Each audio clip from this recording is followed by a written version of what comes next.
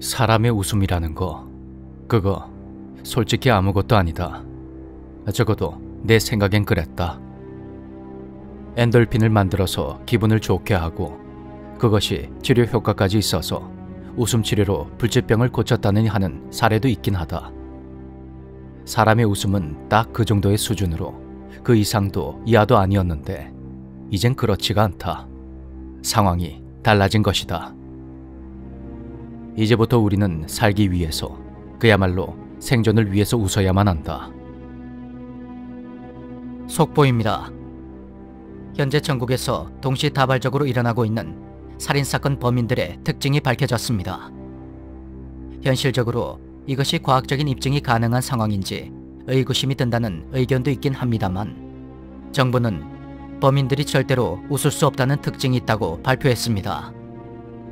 현재 방송을 시청하고 계시는 모든 분들은 무표정으로 주변을 대해하는 사람들이 있다면 조심하시기 바랍니다. 사태가 엄중한 만큼 모두 신변의 안전에 각별히 유의하시기 바라며 추가적인 소식이 들어오는 대로 속보를 진행하도록 하겠습니다. 아휴, 나라 꼴이 어떻게 돌아가길래 이딴 말도 안 되는 이야기가 속보로 나오는 거야.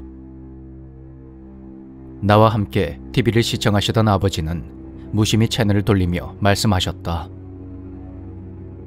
아들, 그래도 이렇게 속보로 계속 방송이 나오는 거 보면 예산일이 아닌 것 같으니까 몸 조심해라. 밤늦도록 술 먹고 돌아다니지 말고. 예, 알겠어요. 근데 이제부터 정신 나간 사람처럼 계속 웃고 다니기라도 해야 되는 거 아닌지 모르겠어요. 뭐 웃는 낯에 침 못 뱉는다는 말도 있잖아. 나쁠 건 없지 뭐. 아무튼 항상 조심해야 한다. 예, 아버지.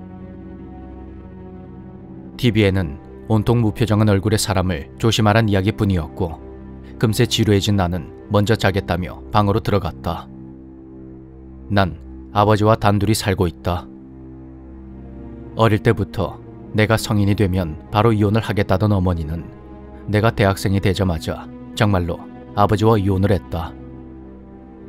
부부 사이의 문제는 당사자인 두 사람만이 알 수 있는 거라곤 하지만 난 아버지에게 학을 떼는 어머니를 오히려 이해할 수가 없었다. 조금 무뚝뚝한 면이 있긴 해도 아버진 정말 좋은 사람이었고 난 그런 아버지를 세상에서 제일 존경한다. 부모님이 이혼한 후에 가끔 만나는 어머니는 매번 아버지 흉을 받고 난 그런 어머니가 싫어서 만남을 피해버렸다. 나의 가족은 이제 아버지뿐이다. 이런저런 생각에 잠이 오지 않았던 나는 컴퓨터 게임을 했다. 젠장. 거기서 빠지면 어쩌냐고. 싸워야지. 그런데 그때였다. 낯선 여자의 외마디 비명소리에 거실로 나가보니 아버지 역시 놀란 얼굴로 나와 있었다. 아버지, 방금... 그래, 나도 들었다. 넌 경찰에 신고하고 집안에 조용히 있거라. 아버지도 그냥 집에 계세요. 괜히 나갔다가 봉변이라도 당하면... 괜찮으니까 어서 신고부터 해라. 아버지, 위험하다니까요. 아버지 말 들어. 만약 아버지가 없다면 난 혼자 살아갈 수 없을 것이다. 문득 그런 생각이 들었던 나는 아버지를 말렸다. 하지만 아버진 집에 있는 목검을 손에 들고 집 밖으로 뛰어나가셨고 난 그 뒷모습을 초조하게 바라볼 수밖에 없었다. 문 단단히 잠그고 있어라. 그 말을 끝으로 아버진 거리로 뛰어나가셨다. 현관문을 붙잡고 아버지를 기다렸지만 아버진 한참이 지나도 돌아오지 않았고 그렇게 3시간이 흘렀다.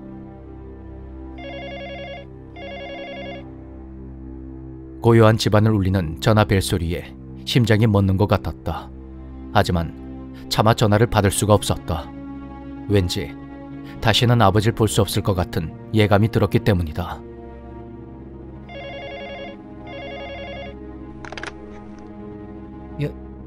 여보세요? 거기가 김종수님 댁이 맞습니까?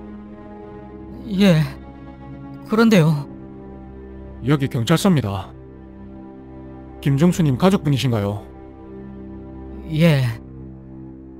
실은 김정수 씨가 그 말을 듣는 순간 머리가 띵해졌다. 다리에 힘이 풀려버린 나는 그대로 주저앉고 말았다. 그때 아버지를 그렇게 보내는 게 아니었는데, 이 전화를 받는 게 아니었는데. 속보입니다.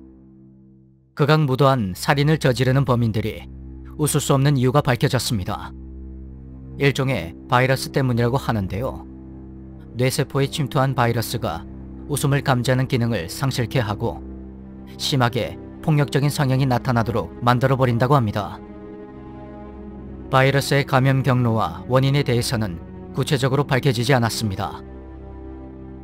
지금 이 시간 이후로는 웃음을 지어보라는 요구에 응하지 않는 사람은 잠정적인 바이러스 감염자라 보고 인근에 배치된 경찰에게 도움을 청하시기 바랍니다.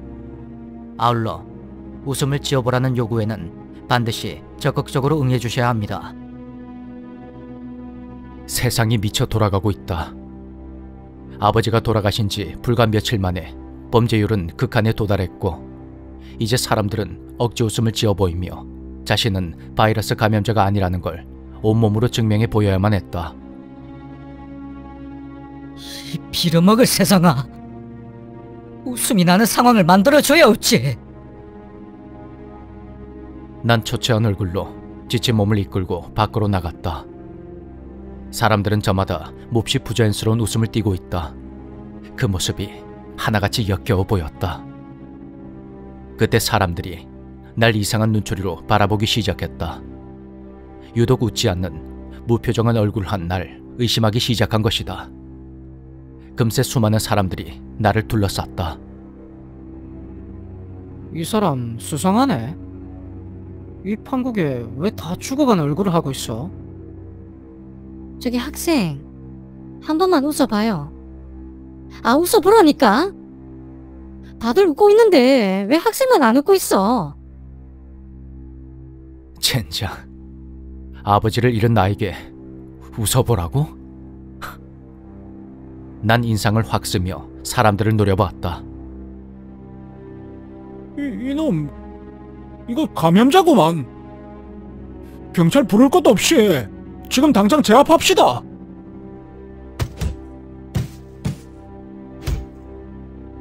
주변의 모든 사람들이 날 때리기 시작했고 몸 곳곳에서 피가 흘러나오며 정신이 아득해졌다.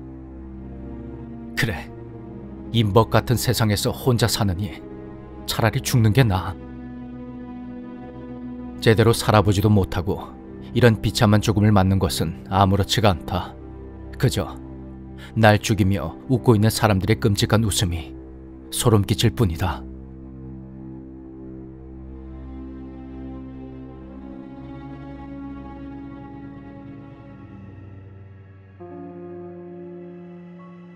안녕하세요. 산무이님 방송 애청자 샤아입니다. 유명한 괴담인 쿠네쿠네의 근원에 대한 흥미로운 이야기 한 편을 제보해 보겠습니다. 쿠네쿠네 괴담은 산무이님도 방송에서 다뤘던 이야기로 일본의 논이나 밭에 나타나는 것으로 알려져 있습니다. 그 자리에서 구불구불거리고 있는 쿠네쿠네의 정체를 알아차린 사람은 미쳐버린다는 괴담이죠. 먼 옛날 일본에는 악습이 꽤 많았다고 하는데요. 그중 하나가 바로 커다란 나무 같은 곳에 사람을 묶어서 말라 죽게 하는 풍습이었습니다. 산 사람을 신에게 제물로 바친다는 것이 그 이유였습니다. 이러한 풍습은 일본의 대기근이 닥쳤을 때 흔하게 이루어졌습니다. 수많은 사람들이 굶어 죽는 가운데 사람이 사람을 잡아먹는 끔찍한 일까지 일어났고, 그 상황에서 수많은 악습들이 횡행하게 되었습니다. 몸을 제대로 움직이기 힘든 환자나 장애인들이 그 악습의 희생양이 되었고, 사람들은 그들을 가족에게서 억지로 떼어내어 말뚝에 묶어놓거나 땅속에 묻어서 목만 내놓게 하여 말라 죽게 했습니다. 희생양으로 지목된 사람들은 본능적으로 살기 위해 몸부림을 치다가 비참하게 죽어갔습니다. 지옥과도 같은 대기근이 지나가고 몇 년 후, 악습을 자행했던 마을에서 이상한 일이 일어나기 시작했습니다. 마을 사람들이 자꾸만 죽어나가는 겁니다. 처음에는 그저 서로 쉬쉬하며 모른 척을 했지만 마을 사람들의 절반 이상이 죽어나가자 급기야 그 마을은 사람들의 통행이 금지되기에 이르렀습니다.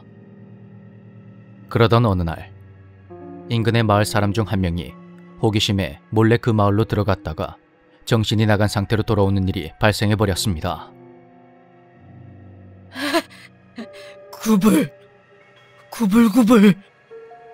구불구불 덩어리 구불구불.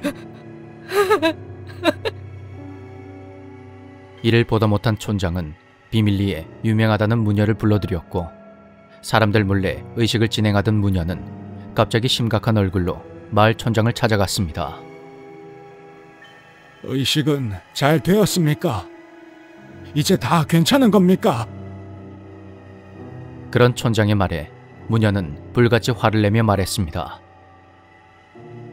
당신들은 이 저주에서 벗어날 자격이 없어. 당신들이 무참히 짓밟은 사람들의 원한과 사념이 뭉쳐서 생긴 존재가 이 모든 일들을 조종하고 있으니까 이제 내 힘으로 어찌할 수 없는 일이야.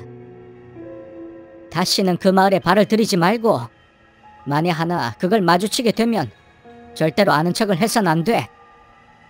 하지만 어떻게 하더라도 당신들은 결국 그것에게 죽임을 당할 거야. 그 이후로 사람들 모두 다른 곳으로 뿔뿔이 흩어졌지만 결국 1년을 넘기지 못하고 모두 죽고 말았습니다. 구불거리며 꿈틀거리는 이상한 형체. 쿠네쿠네는 아직도 시골 마을의 논이나 밭에서 종종 목격된다고 합니다.